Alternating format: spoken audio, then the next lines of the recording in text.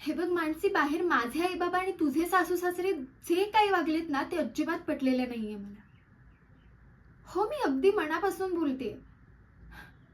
बायको म्हणजे काय बाजारातून विकत आणलेली वस्तू वाटली का यांना? नाही आवडली तर दिली रिटर्न पाठवून महिन्याभराने. घटस्फोटाच्या गोष्टी फार सोप्या वाटतात ना यांना. पण त्याच घटस्फोटाच्या नावाने त्या स्त्रीच्या हृदयाला किती यातना होतात हे त्या स्त्रीलाच कळू शकते जिच्यावर हा घटस्फोट लादला जातो.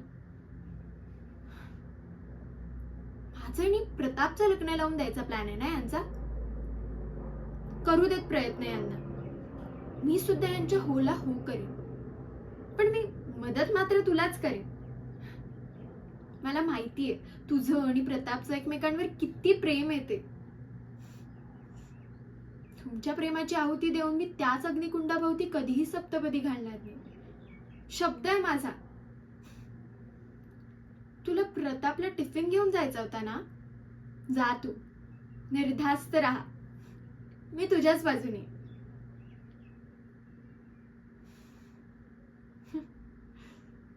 किती भोळी आहेस तू मानसी.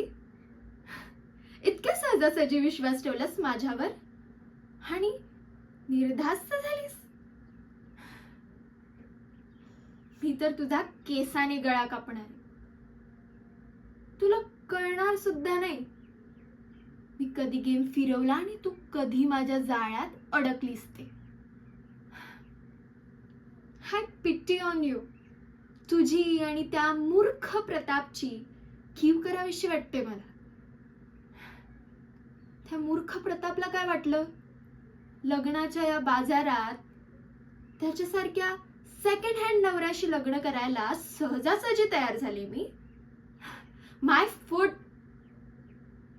मला तर एका दगडात कितीतरी पक्षी मारायचे आणि या रिया इंडस्ट्रीजची एकमेव मालकीण व्हायचंय मला.